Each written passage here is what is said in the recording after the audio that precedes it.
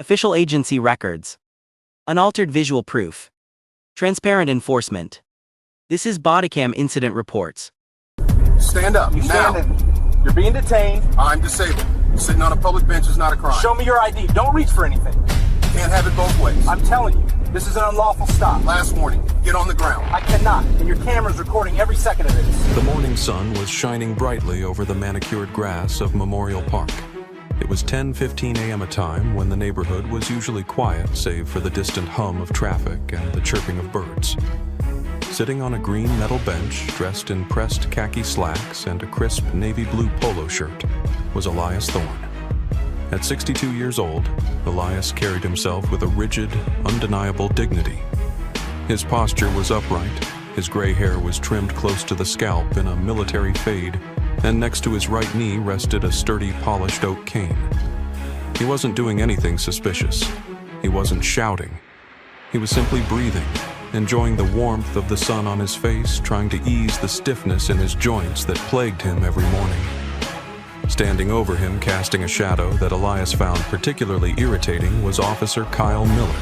Miller looked to be about 28 years old, his uniform slightly too tight across the chest, his hand resting ominously near the grip of his service weapon.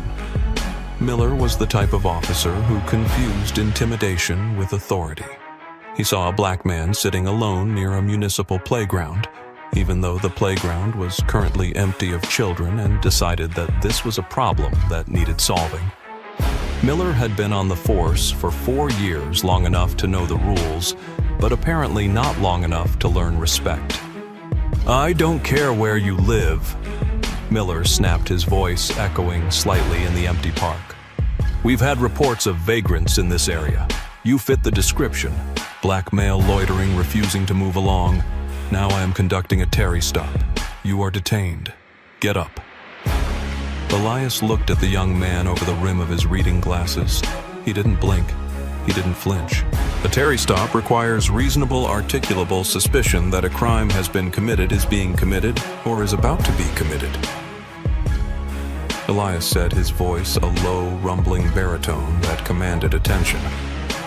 "Sitting on a bench is not a crime.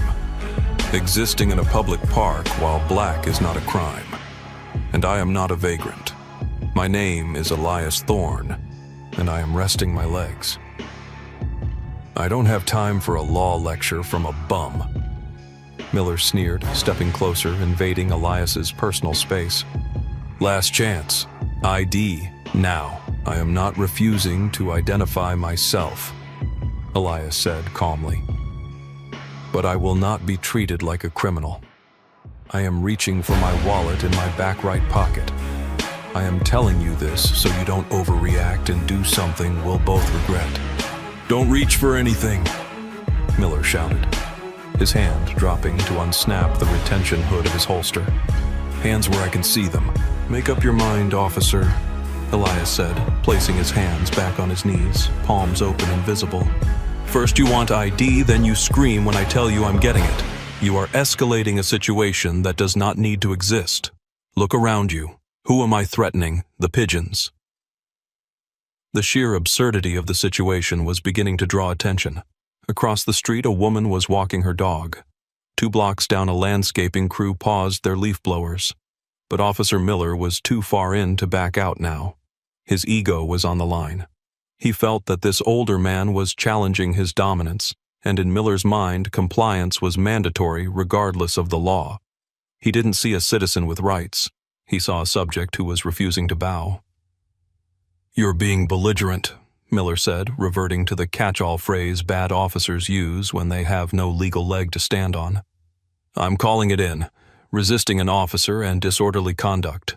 "I haven't raised my voice once," Elias replied, his eyes narrowing.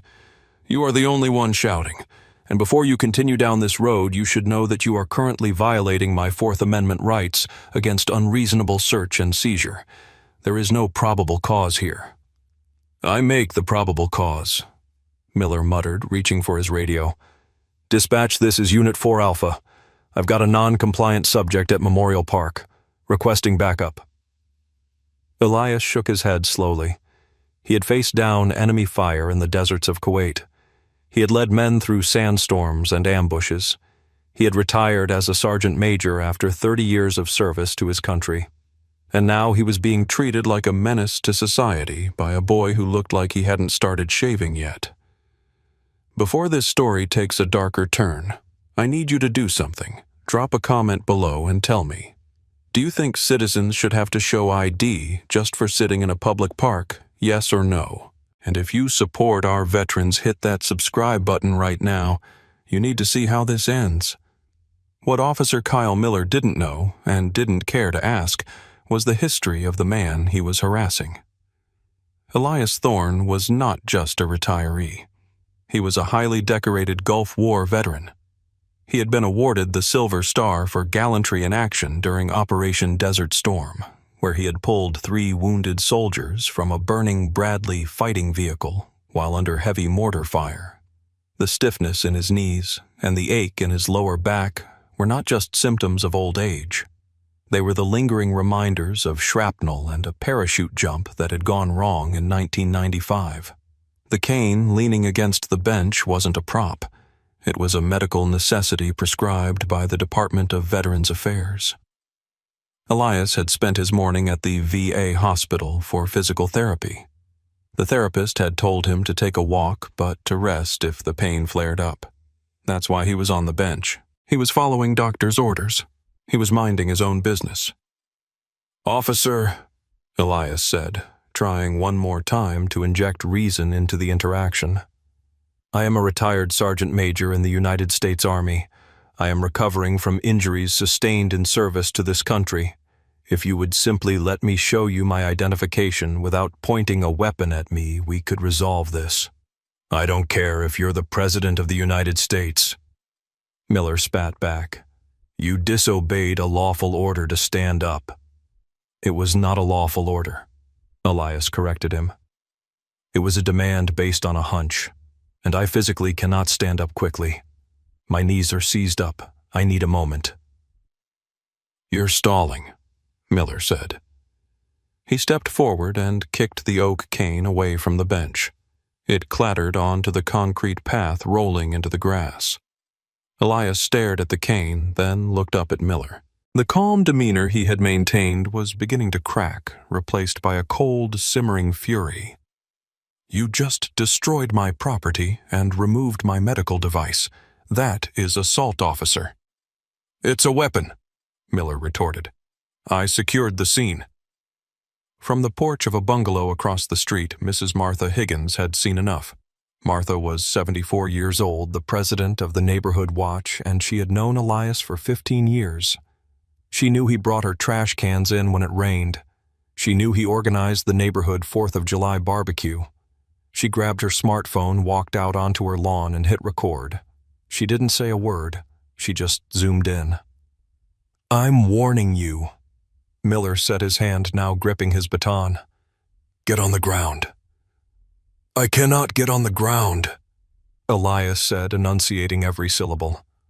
"I am disabled. If you force me to the ground, you will cause permanent damage to my legs. I am telling you this now, so it is on the record." "Then I'll help you," Miller said. He lunged forward, grabbing Elias by the left arm.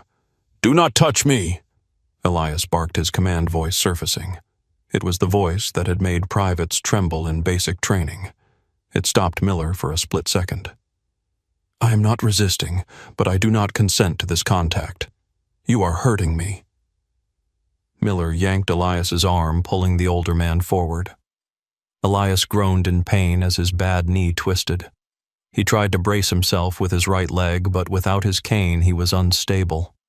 He slumped forward, not out of resistance, but out of physical failure.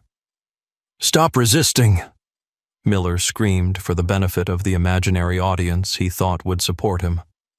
He twisted Elias's arm behind his back, applying a joint lock that was completely unnecessary for a compliant elderly subject. "I am not resisting," Elias gritted out through clenched teeth. "I am in pain." "You should have thought of that before you acted like a tough guy," Miller said. He pushed Elias's face down onto the cold metal of the bench. The glasses Elias was wearing were knocked askew, scratching his cheek. Mrs. Martha Higgins shouted from across the street, "He's a disabled veteran, you idiot! Leave him alone!" Miller looked up, seeing the phone pointed at him. Instead of realizing his mistake, he doubled down. He couldn't look weak now.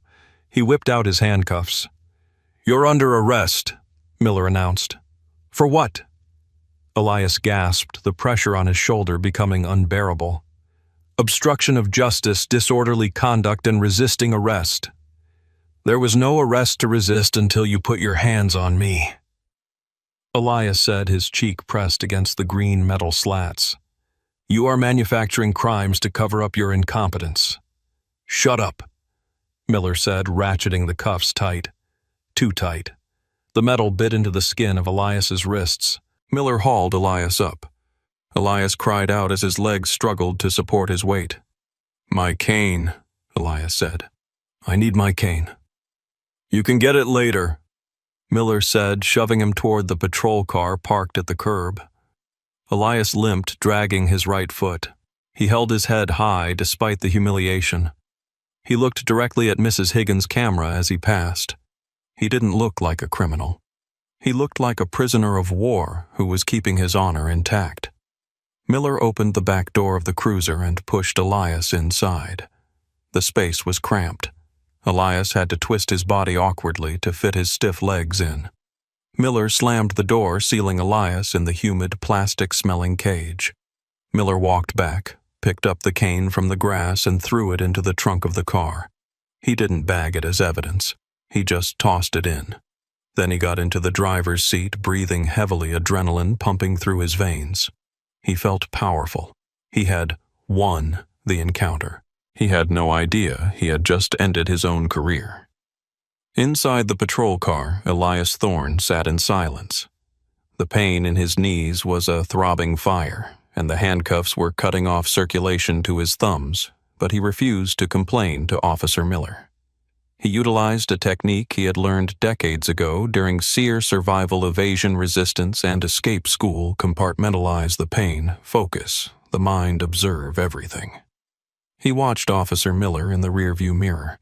The young man was checking his reflection, adjusting his collar, looking agitated. Miller picked up his radio.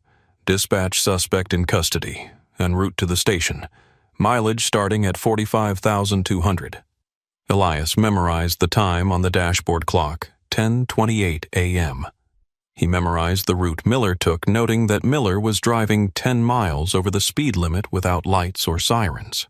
He noted that Miller did not buckle Elias's seatbelt, a violation of department policy regarding prisoner transport. Every detail was being filed away in Elias's disciplined mind. "You comfortable back there?" Miller asked sarcastically, glancing back. "Maybe next time you'll show some respect when an officer asks you a question." Elias remained silent. He knew his rights. He had stated them. Now anything he said could be twisted. Silence was his shield.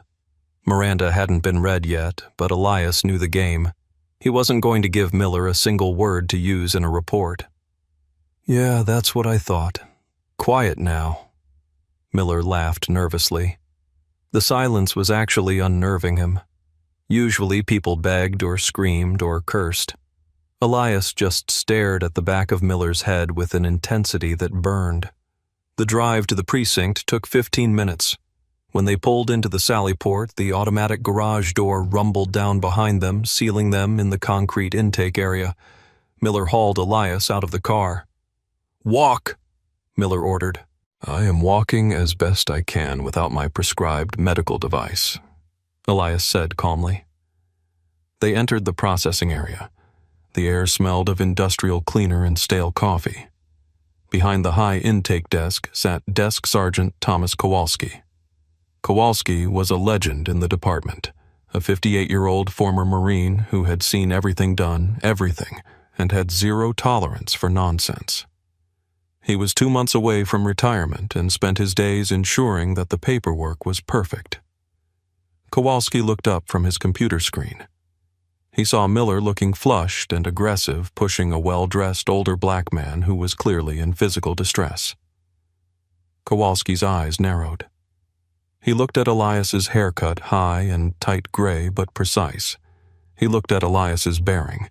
He looked at the way Elias stood even while handcuffed.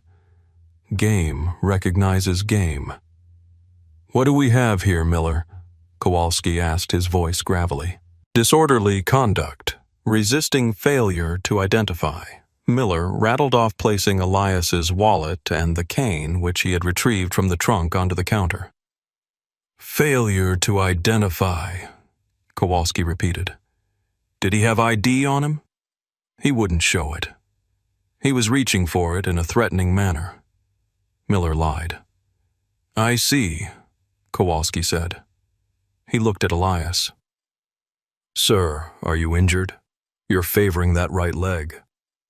"I am a disabled veteran sergeant," Elias said, speaking to Kowalski with the respect of one NCO to another. "I was denied my cane during the arrest. My knees are damaged from service." Kowalski's expression darkened. He reached for the wallet Miller had thrown on the counter. He opened it. The first thing he saw was the California driver's license. Elias James Thorne. Then he flipped the flap. There it was. The Department of Defense Uniformed Services ID card. Retired. Grade E9. Sergeant Major. Kowalski paused. He flipped another card. The VA medical identification card listing service-connected disability. Kowalski looked up at Miller. "Miller, uncuff this man, now." "Sarge, he was resisting, I gave you a direct order, officer." Kowalski roared, standing up. "This man is a retired sergeant major. You arrested a disabled vet for sitting in a park. Are you out of your mind?" Miller froze. The authority in Kowalski's voice was absolute. He refused to stand up." "Because he's disabled, you moron." Kowalski came around the desk. He didn't wait for Miller. He pulled his own key out and unlocked Elias's handcuffs. "Sergeant Major, I apologize. Let's get these off you." Elias rubbed his wrists. There were deep red indentations where the metal had bitten in. "Thank you, Sergeant." "Miller, go into the shift commander's office.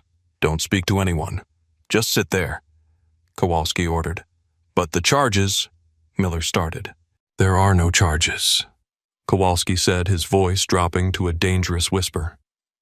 "You better pray there are no charges against you. Get out of my sight." Miller walked away looking confused and sullen.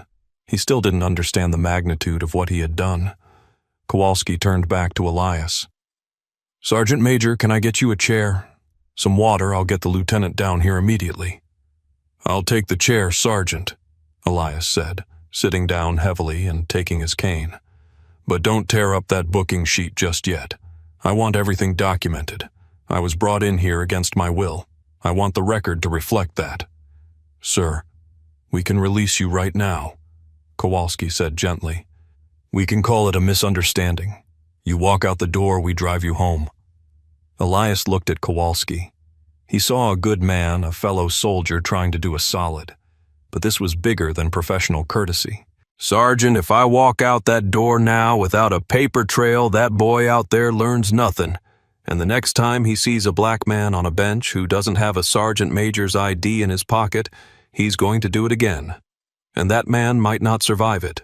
No, process me. Or call your lieutenant and tell him I'm demanding a full report."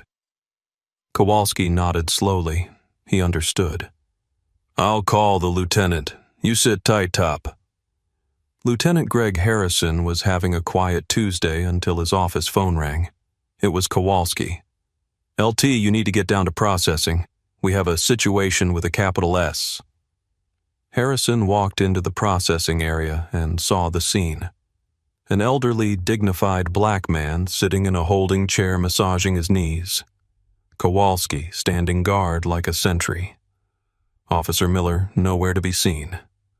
Kowalski handed Harrison the wallet and the preliminary intake form. Harrison scanned the IDs, retired E9. Silver Star recipient indicated on the license plate info listed on the keys. "What happened?" Harrison asked. "Miller brought him in for loitering at Memorial Park." Kowalski reported. Claimed he wouldn't stand up. Suspect stated he was physically unable to stand due to service injuries. Miller used force, transported him without seatbelts, denied him his cane. Harrison felt a migraine forming behind his left eye. This was a public relations nuclear bomb. "Where is Miller?" "In the break room. I told him to shut up." Harrison approached Elias. "Mr. Thorne, I'm Lieutenant Harrison. I'm the watch commander. I am very sorry for the inconvenience. We're going to get you a ride home immediately. No charges will be filed." Elias looked up. Lieutenant, inconvenience is when the grocery store is out of milk. This was an unlawful deprivation of liberty assault and battery under color of authority. I'm not going home yet. Sir, I want a copy of the incident report. I want Officer Miller's badge number and full name written down. I want the body camera footage preserved. And I want a medical evaluation for my wrists and knee before I leave this station. You are going to document every bruise. Harrison realized that Elias Thorne knew exactly how the system worked. He wasn't going to let them sweep this under the rug.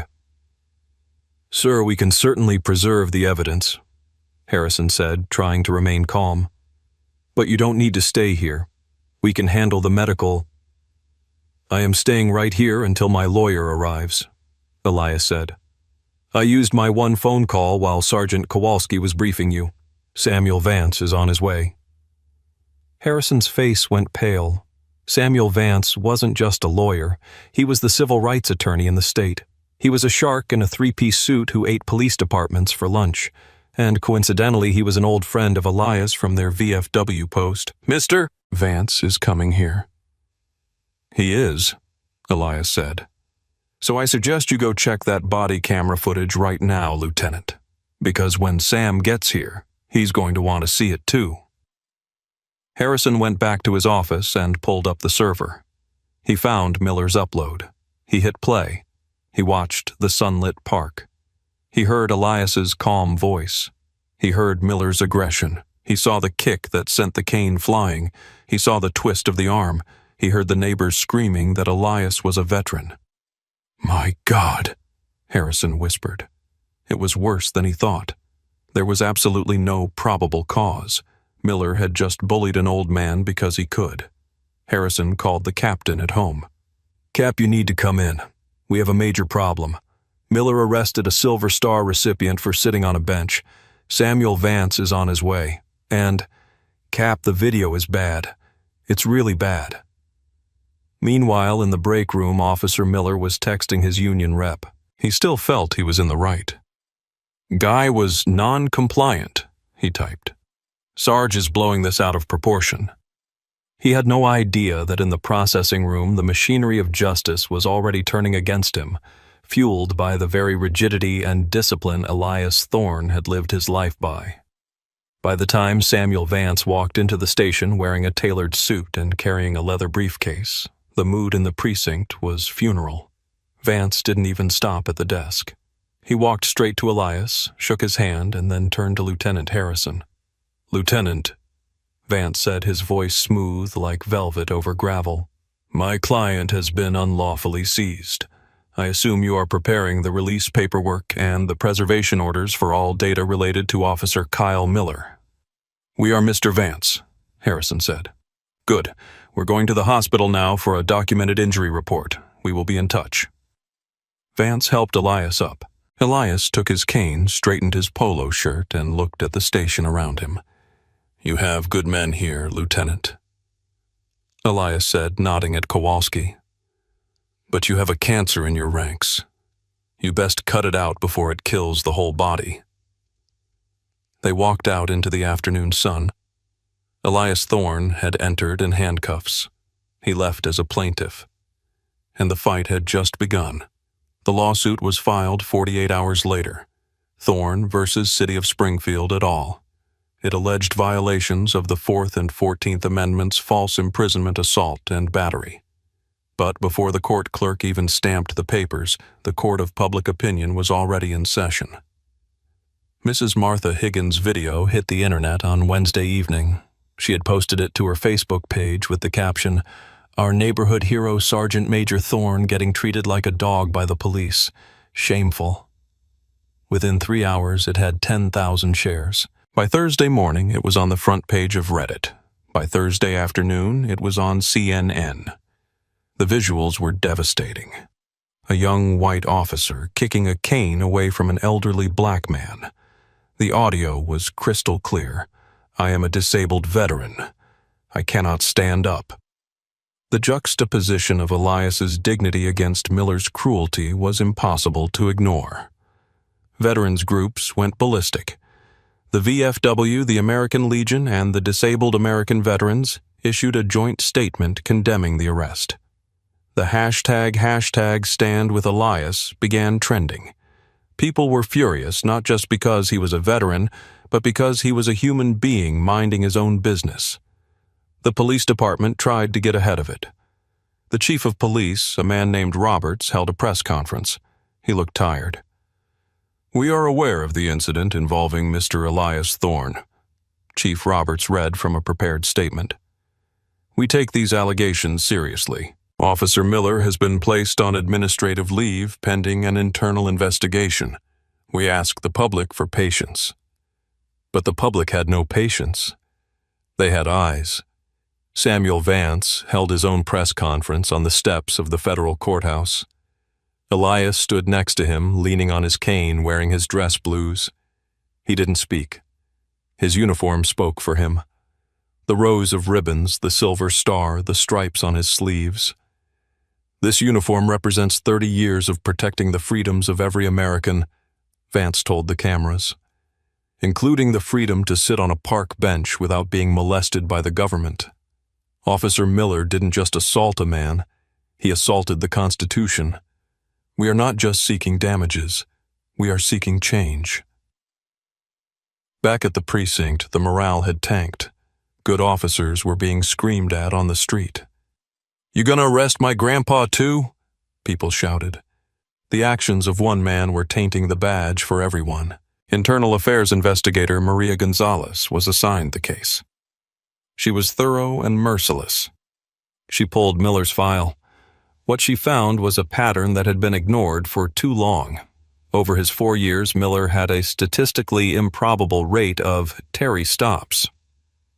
85% of the people he stopped were black or Latino men. 60% of them were over the age of 40. He had a habit of stopping older minority men, perhaps because he felt they were less of a physical threat than younger men, but he could still exert dominance. She found 3 prior complaints of rudeness that had been dismissed as unfounded by his previous sergeant. One complaint involved a 50-year-old school teacher who Miller had handcuffed for walking in the roadway when he was crossing the street to get his mail. Gonzalez watched the body cam footage of the Thorne arrest again. She noted the moment Miller turned off his audio for 30 seconds after putting Elias in the car, a violation of policy. She noted the lack of seatbelt. She noted the kick to the cane. She interviewed Miller. He was defensive. "I was following my training. He was in a high-crime area." "The playground is a high-crime area?" Gonzalez asked. "There's drug activity there at night," Miller said. "It was 10 o'clock a.m. on a Tuesday, Officer Miller, and Mr. Thorne is 62 years old. Did you really fear for your life?" "He was large. He was refusing commands. He was sitting down. He told you he was disabled. You kicked his cane.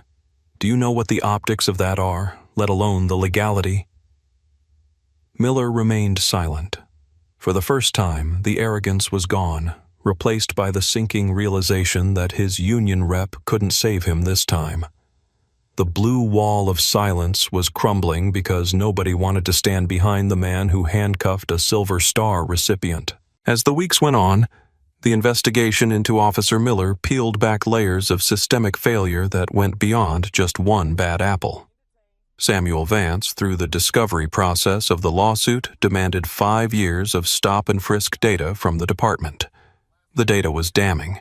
It showed that while the city was 60% white, 40% of all pedestrian stops were of black citizens. And in the specific sector Miller patrolled, That number jumped to 70%. Vance found a former rookie who had ridden with Miller. In a deposition, the rookie admitted, "Miller used to say that you have to establish the alpha immediately. If they don't bow down, you find a reason to hook them up." He called it humble pie. Elias sat in the deposition room listening to this. He thought about the young soldiers he had trained. He taught them rules of engagement.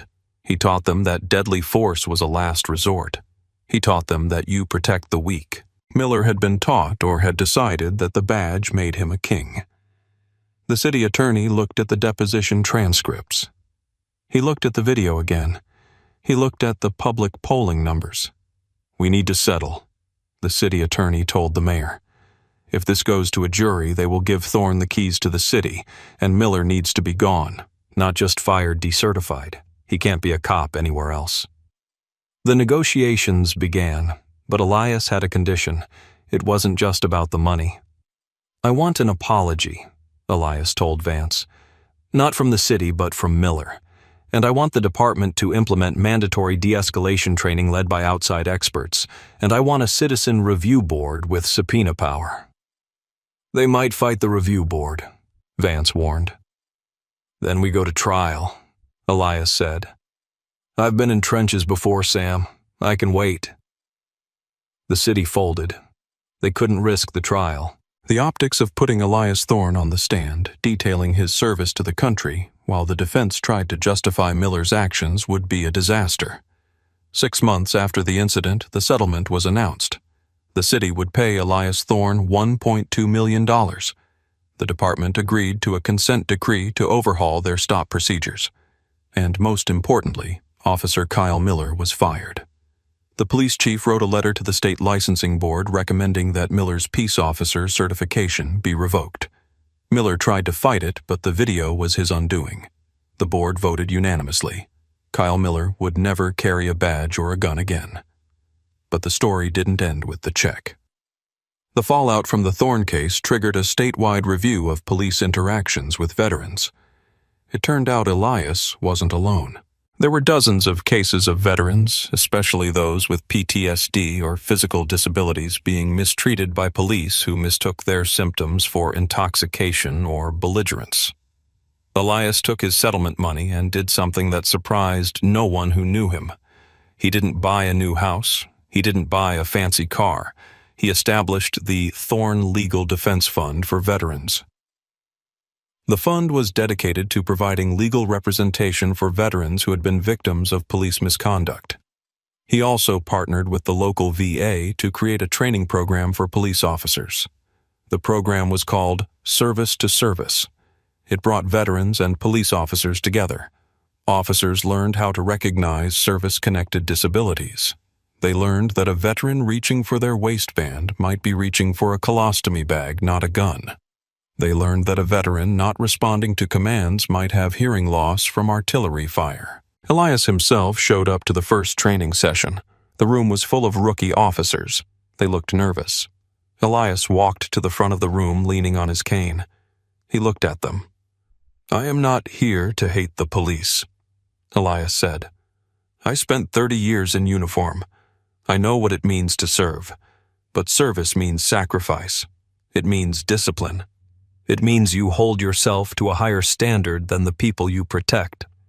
If you cannot control your temper, if you cannot de-escalate, if you need to hurt people to feel powerful, then take off that badge and leave, because you are disgracing it."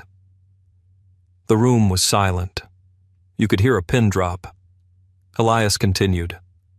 "Officer Miller thought he was strong because he had handcuffs. He was weak. Strength is restraint. Strength is patience. Strength is treating a man on a park bench with the same respect you would treat a general. Never forget that." The Thorne rule became a new standard in the department. Policy officers were required to exhaust all verbal avenues and wait for a supervisor before physically engaging a non-violent passive resistor, especially if the subject claimed a disability. It wasn't a perfect fix. There were still problems. There were still bad stops. But the culture began to shift. The being alphas, like Miller, found themselves marginalized while the officers who used their brains and their hearts began to rise. 1 year later, on a Tuesday morning, Elias Thorne walked back into Memorial Park. The sun was shining. The birds were chirping. The green metal bench was still there. Elias walked over to it. He was moving a little slower these days. The stress of the past year had taken a toll, but his spirit was unbroken. He sat down. He placed his cane against his knee. He folded his hands in his lap. A patrol car rolled slowly down the street. It slowed as it passed the park. The driver was a young female officer. She saw Elias. She recognized him, everyone did now. She rolled down her window. Elias tensed slightly, an involuntary reaction that he hated but couldn't control. "Good morning, Sergeant Major," the officer called out. She smiled. It was a genuine smile. "Good morning, officer," Elias replied, nodding his head. She rolled the window up and drove on, continuing her patrol. No harassment, no demand for ID, just respect. Elias took a deep breath. The air tasted sweet. He watched a young father pushing his daughter on the swings in the playground nearby. The little girl was laughing, soaring higher and higher into the blue sky. He had fought for this. He had fought in the desert sands, and he had fought in the courtroom.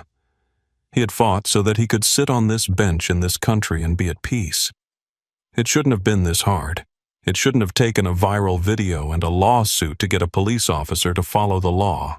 But Elias knew that freedom is never free. It has to be defended constantly, not just from foreign enemies, but from domestic arrogance and abuse of power. He closed his eyes and let the sun warm his face. He was tired, but he was content. He had held the line. Elias Thorne's story is a powerful reminder that authority without accountability is tyranny. He stood up for his rights by sitting down, and in doing so, he protected the rights of everyone who comes after him. It's a hard truth that even our heroes can be treated like criminals if we aren't vigilant. I want to leave you with a question to think about today. If Mrs. Higgins hadn't filmed that encounter, do you think Officer Miller would still be on the streets today? And what can we do to ensure that our veterans are treated with the dignity they deserve? Let me know your thoughts in the comments below. And if this story moved you, please share it. Justice thrives in the light, and your share helps turn that light on. Thank you for watching, and I'll see you in the next one. This briefing is now complete.